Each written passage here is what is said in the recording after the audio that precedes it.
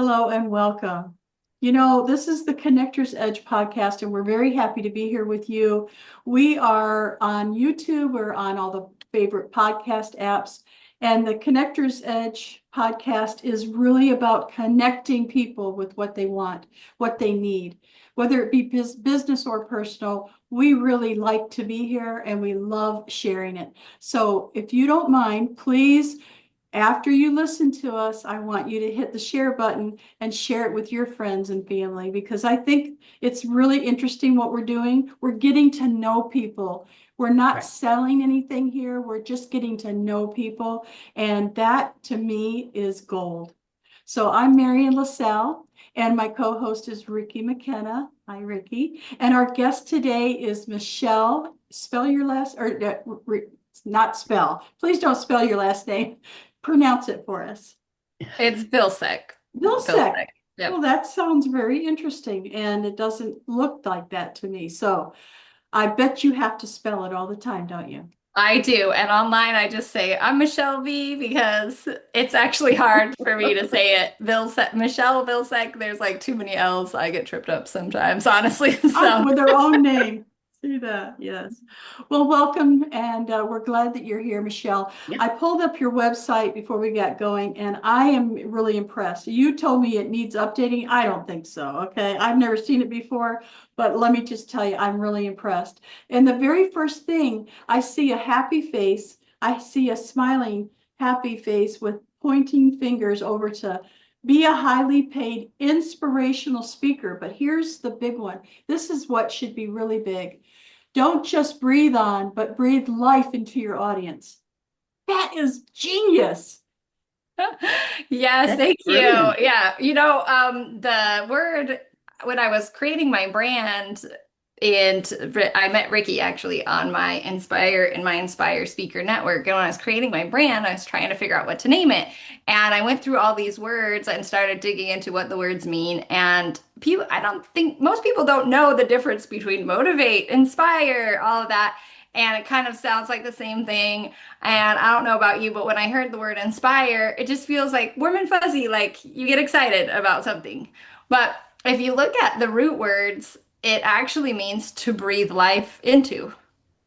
Oh, wow. Yeah. Didn't know So that. the word itself is to breathe life into. And I thought, wow, that is what we do as speakers, as teachers, is our motivation is to breathe new life into people and to help people to continue on their path, whether that's hope or motivation or whatever it is that they need. Beautiful. It is I beautiful. knew So there was a lot more. I know that we're going to have everything down below in the description. But if you go to Inspire Speakers, it moves you over to inspirespeakerschool.com, I noticed. Yes, yes. I have my website signaturesstages.com, but I updated it whenever, you know, business is a journey. So I had a slightly different brand, and then when I rebranded, I just kind of pointed them to the same website. So you can go to Okay. signaturesstages.com or inspirespeakerschool.com. Either one will send you there. Yeah. Okay. I totally get that. I Yeah. did the same thing with digital office at home. So that's where we started. Ricki and I started a digital Hmm. office at home, and it's a mastermind. And so when you're starting to think about your business and people are giving you advice and inspiring you to do things differently, you don't want to just throw that away. You paid for it. Yeah. Everybody knows it. It's Google knows it. So yes, I totally get the how you can just make four different names and point them all to one area. So it's good. Thank you. So You're making Ricki, oh no, yeah. Ricki, oh no, don't you dare. Marian has been with me through the journey of websites, Yes. creating websites, and we finally landed on Ricki's Kitchen because that's where I do my inspirational show. I hope it's inspirational because I feel as though um, I'm out there giving from my heart because I love what I do, teaching cooking, teaching people how. Maybe it's the who, not how. So I'm the who and the how is what we're doing. But it seems to me that there's a lot of people out there, and I've actually been told this, who don't understand food and who don't know how to cook. And so I've always been a teacher. I've always tried to help other people. And so it's Ricki's Kitchen, and it seems to me it covers a whole myriad of things concerned with the kitchen. And you can produce lots of things from a kitchen. So that's the way I look at it. But then maybe other people don't get inspired by that. I don't know. So I love the name. Ricki's Kitchen is exactly what I think of when I'm watching your show or I'm talking to you and about what you do. I was telling her just the other day, I said, you're so much more than your cooking show. I said, we need to bring you into Referral Business Builders as somebody who talks about the nutrition and who educates people, not just cooking. Right. And so I don't know if you've ever thought about that before, Ricki, but to me, you're so much more than just a chef, just a Oh, cooking show. And so I want more people to experience you. well, thank you, Marian.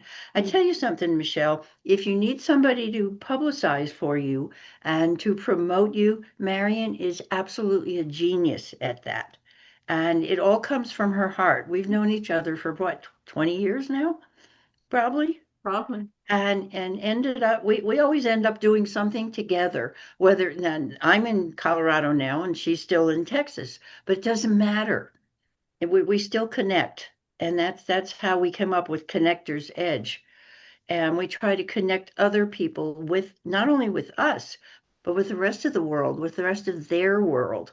And so we want you to, let people know about the Connector's Edge.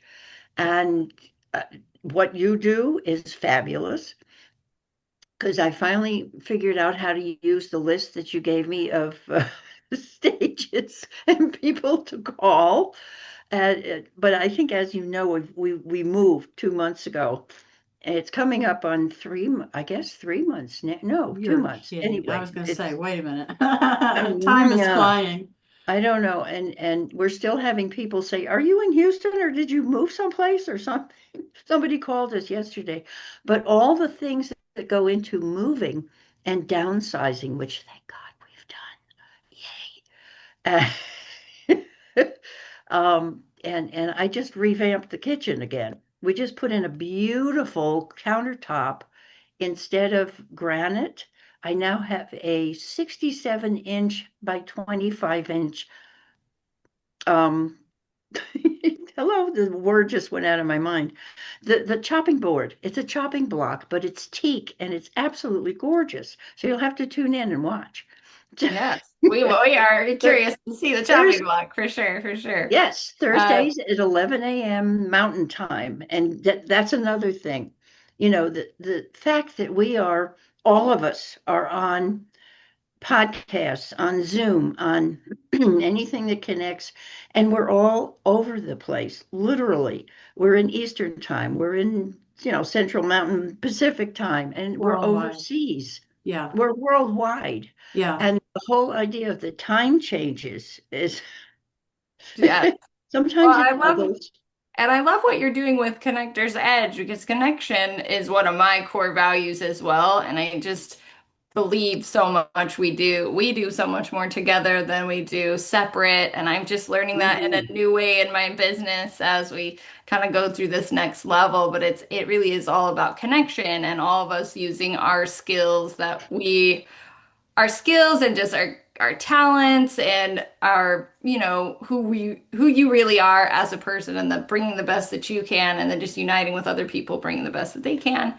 That's really what makes things move so much faster Pop. and be so much better. Yeah, Yeah. it makes it pop. Yeah. Yeah, yeah. Well, every Monday morning at 7:30 Central Time, we have a book club, a business book club. And right now we're reading Who, Not How. Yes.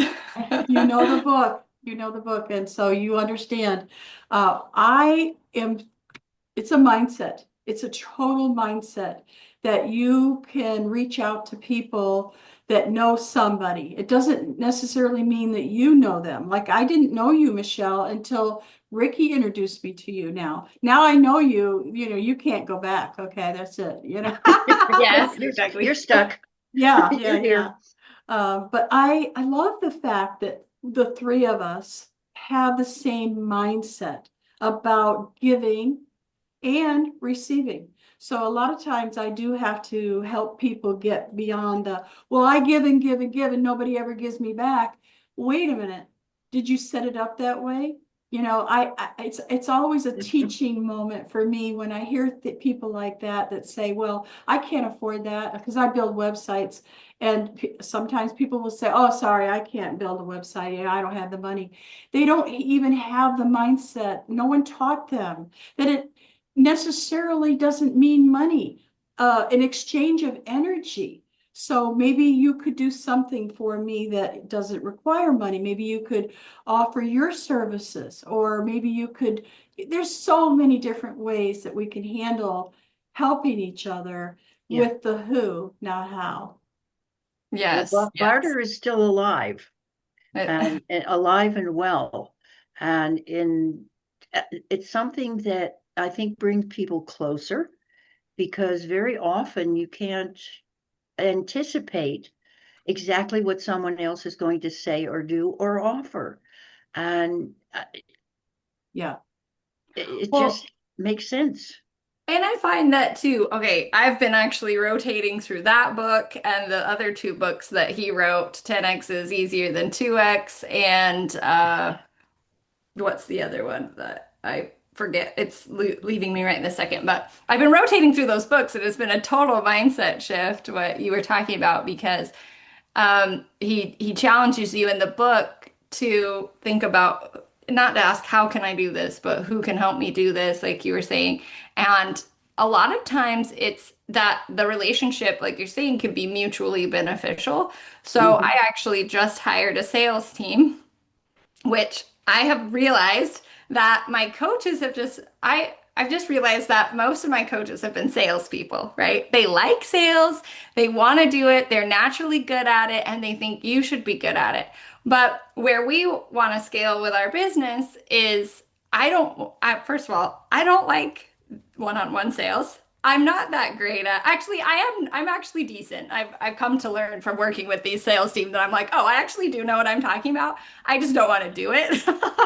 And so, like, I don't want to do it. I don't have the passion for it. And I've been saying to myself for a long time, I want to hire someone, but there's so many critics, right? You hit the critics, and the critics are like, oh, well, nobody's going to sell as good as you, or that's not going to solve your problem, or oh, I've had such a hard time with salespeople, and I tried it and it didn't work, and things like that. And so I've been putting my intuition aside and I've been delaying it. And now we Ooh. finally have someone. I'm like, why didn't I do this a long time ago? Because if you find the right person and they actually yes. like doing that, right? He likes doing it. He's willing to do it for a percentage. He has ideas that are contributing to the team. He knows somebody else that can help us with the sales team. Same mindset. And so I don't even have to pay him out of my pocket. I pay him from results for this specifically, right? And so I'm like, why was I waiting so long? Why have I invested so much in trying to get somebody else to teach me how to do something that I don't want to do and that I ultimately don't want to be good at, when I can just partner with someone who's great at it? So that's what I really have been getting out of that book lately. And it's Yeah. I know that's a tangent from speaking and stuff like that, but I think it is such an important thing, and to have a community like yours where you can connect with those kind of people and make those kind of relationships, so that together you can thrive and you can build your businesses, and um, instead of continuing to struggle to do everything on your own. Yeah.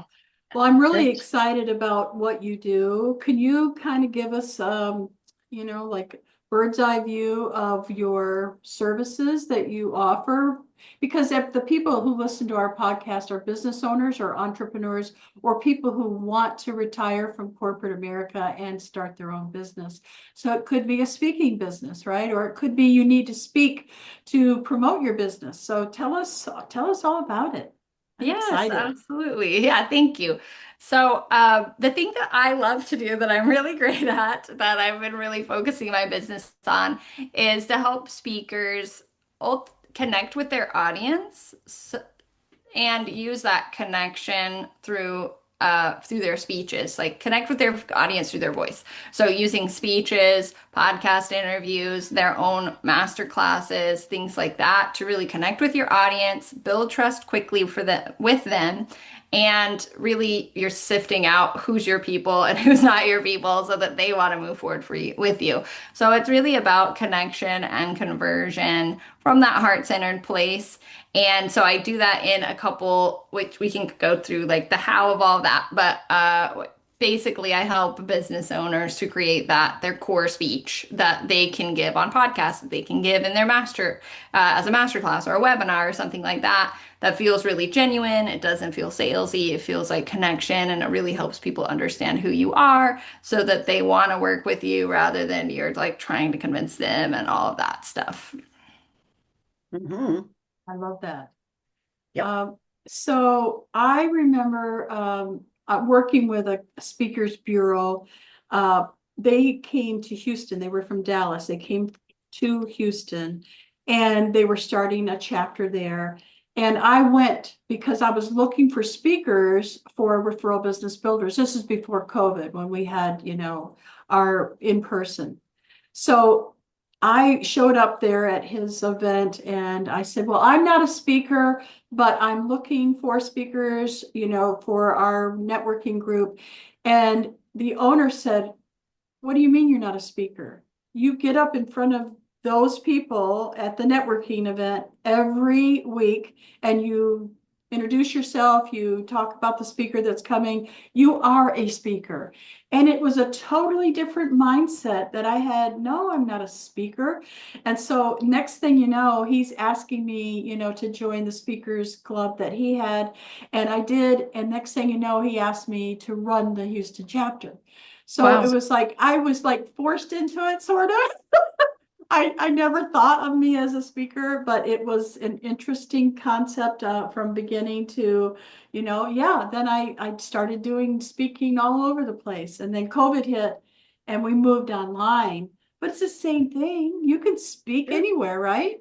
Absolutely, absolutely. Mhm. And yeah, and like you said, you're at the front of the networking event, or you're just speaking to even your content, doing lives, that's speaking. If you have a business, you're speaking to people. And so really my mission is just to make the most out of those speaking opportunities. So there's a lot of like we all know how to talk.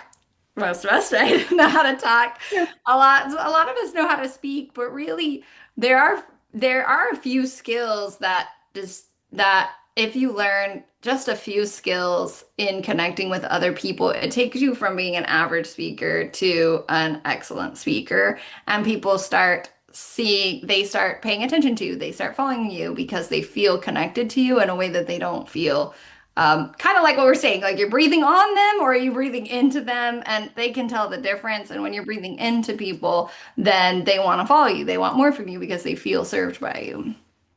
Well, Mhm. the same guy, he's from Dallas, like I said, he still runs the speaker co-op, and I know that Ricki knows him too. The first thing he did was to critique me when I stood up in front of his group in Dallas. And he goes, Marian, you gotta, it sounded like you were out of breath, that kind of stuff. So I learned early on a very specific trick that helped me. And now I tell everybody, in order to calm down, you know, here she comes, here's Marian LaSalle. I mean, I was flipping out. I don't know why, but I know I would calm down. And it just took a minute or so to calm down. So here's the trick that I have that I'd like to share. Yeah, And love that it. is to ask Yes. them a question. So the first thing you do is ask them a question. Now they're not focused on you anymore. They're thinking how they're going to answer this question, because a human being has to answer a question. If you ask them something, their brain just goes. you can't even stop it. In their mind, they're thinking of the answer to the question you just asked them. And it gave me enough time to calm down, and I could then carry on. You know So something? good. Yeah, go ahead. That's brilliant. I never thought of that. And thank you for saying that, Marian. That's something that that person never said to me, that, or either that or I spaced it. But that's absolutely brilliant because it takes them away from you and puts them immediately into their own realm of whatever. And why are they there? Yes, yes. And then you can share what you have to share. That's absolutely wonderful. I love it. It helped me. That way I Yes. didn't have to drink a gallon of vodka before I went on, you know? Yeah, I don't think that would go over well for your speech. Not I don't know, it really. might be kind of funny. I don't. Yes. Well, I know it goes in alignment with what I tell people, like the principle behind what you're saying is I tell people if you're over the reason that you're nervous is because you're over here. You're over here with yourself, worried about what am I going to say? What are people thinking? How are they going to react? Did I say the right thing? What do they think? You know, do I look okay? Is my skirt too tight? You know, you're over here just worried about everything instead of being over there with them. And so it Mm, really sounds like that initial strategy, like Ricki was saying, puts you over there with them and they're over there with them too. So yeah. it really takes your attention away from you. In addition to giving that time for yourself, it helps you immediately focus on your audience and put your Wow. attention over there. You know what you just did? You just opened up a little in my mind because I'm basically working with food, but I'm working with people and food. When I'm doing my main interest and purpose of being on there, showing people how to do things. And I kind of get lost in it in the sense, but the idea of having people live on the show, which I do each time. Oops, excuse me. Oh dear. Sorry. Um, it takes me out of thinking about myself because I'm focusing on the food and what I'm giving to them and how they can also maybe do what I'm doing or do their version of it, which is what I prefer. But it's an interesting concept because I never thought of it that way. So that the focus is really on them and the food rather than on me. And Yes. you know, whatever it is we're doing, I mean, even sharpening knives, I show people how to sharpen knives properly because sharp knives matter.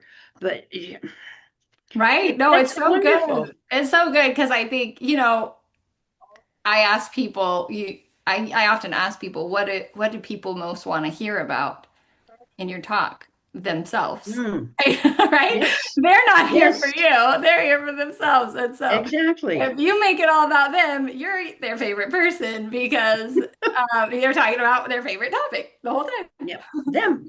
Well, I Yep. ran referral business builders in person in Houston for over 10 years every week, unless there was a holiday. And so I learned early on a good speaker from one maybe that didn't have experience or some really bad ones that I'm like, "Oh, I can't even believe you are up here speaking." But here's the big one for me. Hi, everybody. I'm so glad that you're here. And they're clapping their hands. I mean, it's so obvious. They just haven't learned, you know, what to do with their hands and how to introduce themselves. And I learned a lot about the ums and the ahs and all the different things that they would do. So I learned early on that I did have to practice.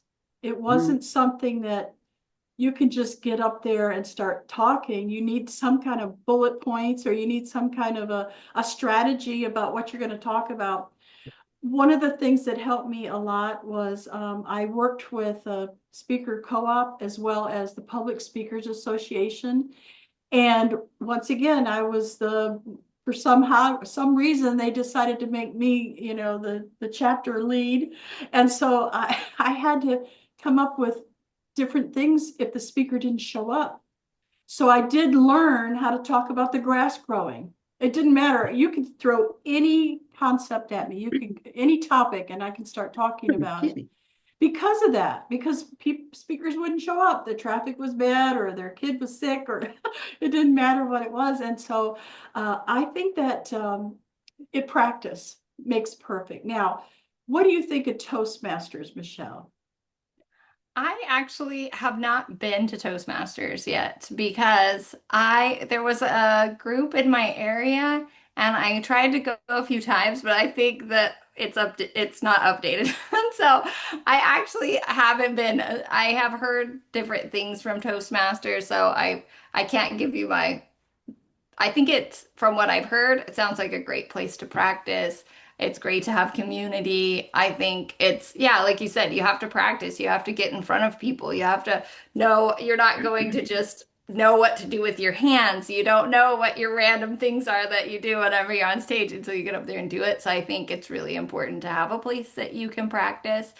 Some of the things, kind of going back to your critique, I think it is helpful also to be critiqued and have that feedback from other people. One woman, I have heard a few speakers get a little traumatized by the critiques, and so that's why I kind of gave my original comment as well of be over there. So yeah, you're gonna practice. You're gonna practice. You're gonna do your best. But if you're over here so worried about the ums and what you're doing with your hands and stuff like that, then you're not going to be connected with the crowd. And honestly, unless you're saying every 5 seconds, the audience isn't going to be counting your ums. They're not going to be too distracted about what you're doing if you care about them and your attention is over there with them. Right? If you care about them, if all you're doing is thinking about them and what they need, interacting with them, delivering the message to them, then there are going to be less ums just because you're not worried about what you're saying. You just focus on them and you're saying it. So I think can I offer a quick tip on that? Yes, please. Compliment yours. So I think we did this, Ricki, as well. In my speaker group, we have jam sessions and we practice as well on some different skills. But the biggest thing, honestly, that'll separate you that will really connect you with your audience and separate you from the average speaker is to talk about them, like I said. And how you do that is you want to switch into second person as much as possible. Okay, you're going to have to give us some examples of Here's that. your example. Okay, so most people, whatever they tell, everybody loves to tell their story, right? We all love our stories and we want to share it. So I could share my story. I was a health coach actually in college. In high school and college, I became celiac, and it was back before gluten-free was a cool thing. It was way before anyone knew what that was. And I could share my story about that. I'm going to share it the way that most people share it, which is, yeah, it was so hard and I didn't have anything to eat. And I went to the store and there was nothing there except for brick bread. And we tried to make stuff out of soy flour and it was nasty. And, and I just felt lost and alone. And I had really quickly had to learn how to cook, Ricki. I had to learn how to make my own stuff. My mom would wake up every morning and make me breakfast before I went to high school, or breakfast and lunch before I went to high school. She packed my lunch. I felt like a little kindergartner, but she was such a supportive mom. So I'm telling some funny stories, but really it's all about me, right? Yeah. I said a million times. It's all about me. And I'm over here remembering my story and how amazing it was. And I'm feeling all warm and fuzzy. And maybe you're connecting with me a little bit. But I could make it about you, that same story. Right? So this whenever is so interesting.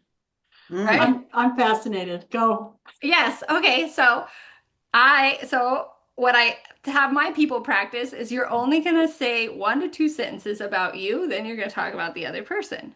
So whenever I was in high school, it was back before that was cool. Or I found out that I was celiac, and it was back before that was cool. And I used to get bullied in school as well. So have you ever had something where people just don't understand and you're different than everybody else? Have you ever felt like you're different and so people didn't understand what you're going through and they teased you about the dumbest things because they just wanted to make themselves look good, right? And so I was sitting at my lunch table. And I used to love, there was a lunch that we had, it was the South fried chicken with some biscuits, right? And that used to be my favorite lunch. But one day, my friend from class knew that I couldn't eat it anymore. So he took the roll and he waved it in my face and he said, "Don't you want to eat this? Don't you miss this?" You know? And it's those moments whenever you feel like you're so alone, whenever even you think people who you think are your friends, you realize that they aren't or they don't understand. And it's in those moments when you you don't really know where to turn or who to talk to. Or I'm just making stuff up, so I'm not doing a very good job right here. But I'm just trying to give Keep you an going. example of Yeah. like back and forth in terms of like, hey, this is a common experience that we have. Or one that I often share is like whenever I was struggling with overeating.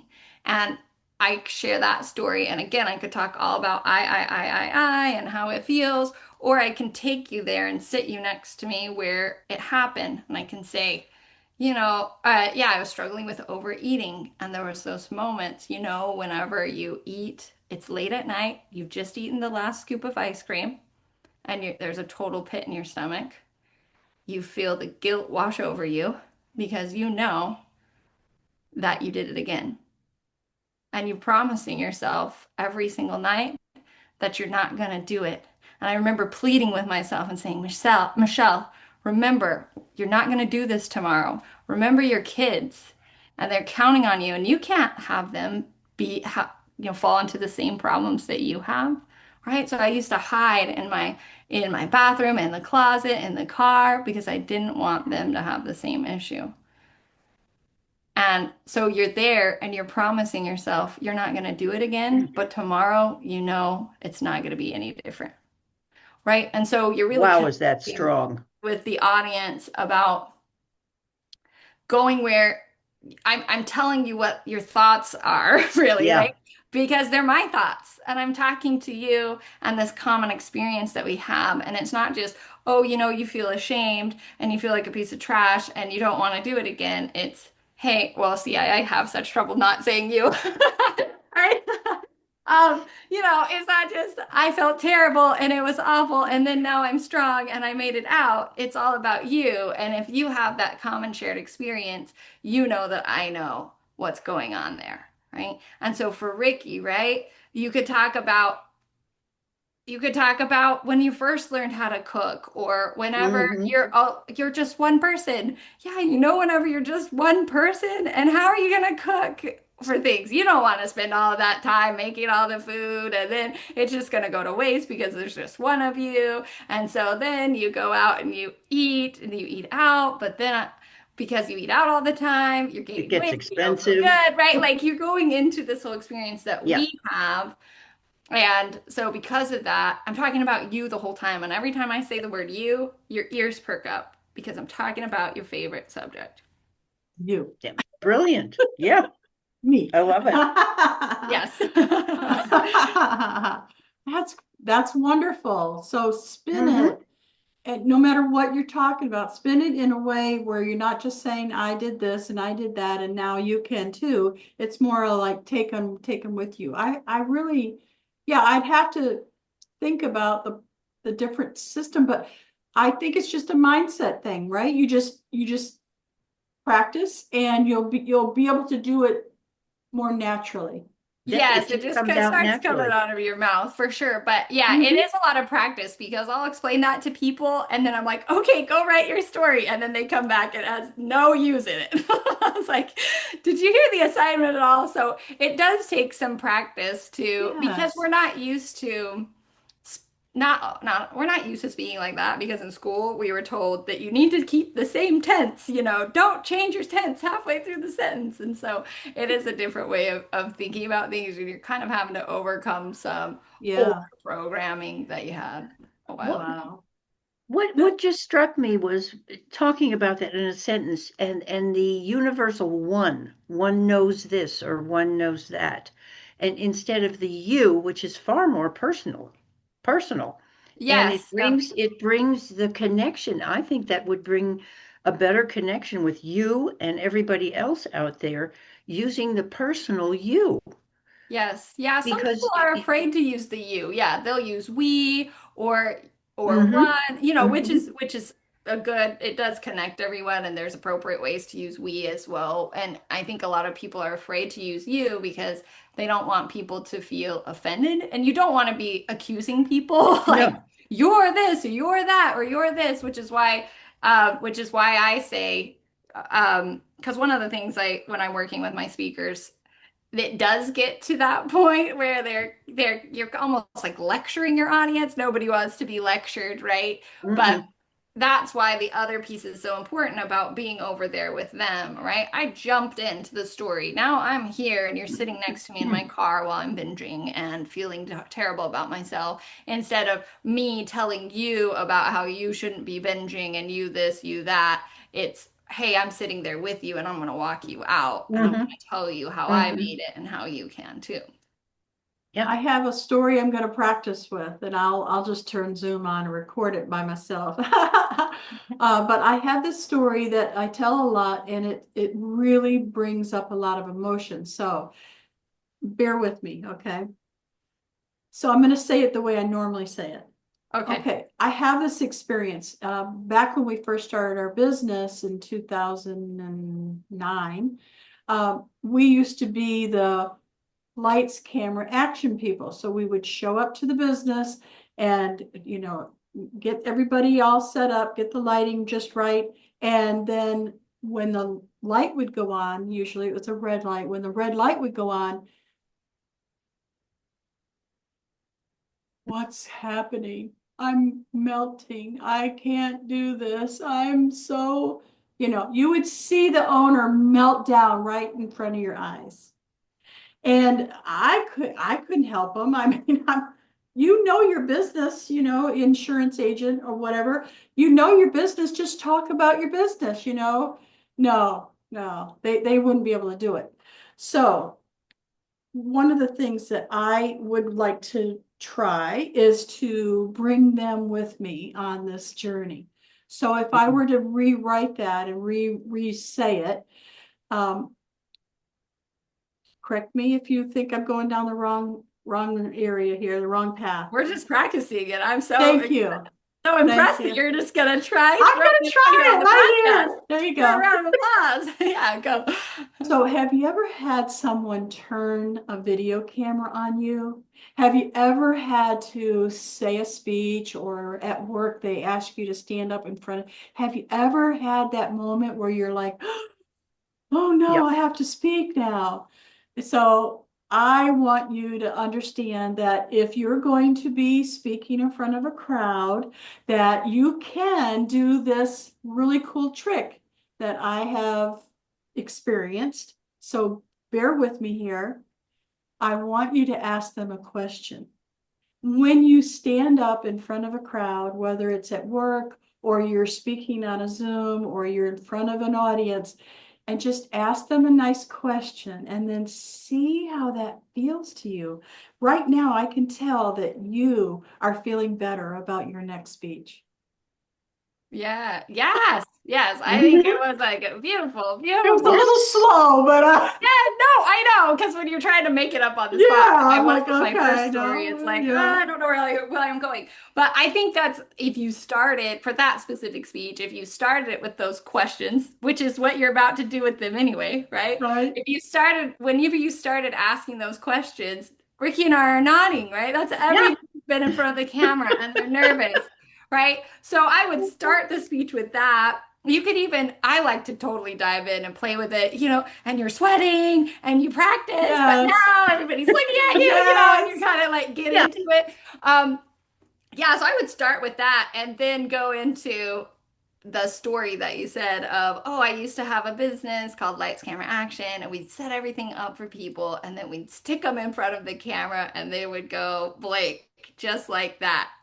And then can then you can frame it, then you can ask another question or you can frame it, would you like me to, yeah, frame with a question, but you could ask another question of, yeah, would you like me to tell you how I learned how to get past Ah, there you go. or And of course they're gonna go, yes, we need to know that Yes, then tip. they're really leaned in, like, and I then you love can it. go into the thing, and that the rest was perfect. Yeah. So Oh, yeah, I so love it. good, so good. I That's feel like great. Yay. I talked and talked and talked. I could have you back every week. I mean, this is exciting for us because we do like to speak. We do like to share. We do like to take whatever's passionate inside us and share it with the world. And so you just have to promise me you're going to come back. Of course, of course. Please. Yes. Michele, amazing. I knew you were amazing to begin with because we've worked together a little bit now for the last couple of months. And I so appreciate your being here because I really wanted Marian to meet you and I wanted you to meet Marian, and obviously it worked. So, what I'd like to do now is ask you one quick question. How did you start doing this? And if you can make it, you could probably take about a half an hour to to answer Right, that yes. question. But if you can just give our audience a little bit of a brief blink look into what gave you the motivation to start the speakers, the whole idea of speaking on stages and inspiring others. I think it goes back to well, a lot of threads in our conversation, but when I started my business, I started as a health coach. And, you Mm, think, oh, this is great. All my friends are asking me questions, and now I'm just going to make it in a business and people want to pay me. And if you build it, they'll come. And yeah, so I dove in, but I built it and they didn't come immediately. I don't know if you've had that experience, right? yes, I have. So then I think Marian said something about it earlier about then you're trying to do, I don't know, the right thing or what everybody else tells you to do. And so I was doing all of these marketing. I joke that got my MBA in marketing because you have Mm, to learn how to do Facebook and yeah, YouTube and all these different platforms. And so I was trying all these different things and I just realized, you know, Michele, you're spending all of your time doing stuff that you hate. Right. And you uh, started your business to do something mm, that you loved. And at that point, I had that aha, and I said to my coach, I just want to do workshops. I just want to help people. I want to do workshops. I want to teach the thing that I'm here to teach that I love teaching. And she just leaned in and said, why don't you do that then? yeah. You made a point earlier. You said something about you forgot about your intuition. I don't remember exactly the words you used, but if there's anything that I've learned in the last 5 years, 6 years, however long I've been doing the Zoom thing with the shows and the cooking classes, and just being in front of people talking with them, it's use your intuition. It took me years to understand that what comes from within you is really what your heart is saying. And since we're all heart based, heart forward entrepreneurs, that's probably the most important thing that we can get across to people. And if there's one thing that anybody has gotten out of this, at least I've gotten out of this among the three of us, is that follow your heart, follow that intuition, that whatever spirit given, God given, however you want to call it, that calling that really lights you up, that brings your passion out so that other people can see it, feel it, hear it. That's the most important thing. And it's the passion, I think, that connects you to other people and connects us all to each other. So I guess in closing, because we could go on for hours doing this, I think, what I'd like to ask is for our audience, if anybody has gotten one good thing out of this, and I know there's a lot of good things that's among the three of us, and especially Marian and Michele that I've heard today, let us know. Put it in the comments below. Bring your own passion into it, but let us know. And please come back again for our podcast. That's why we connect people. It's the connectors. We're on the edge, but it's also we're jumping in. And if you can jump in with us, let us know. Give us some information. Give us some feedback. and participate. We like participation. That's the whole idea of this, is to connect. It's who and not how. You'll find out how once you get the who.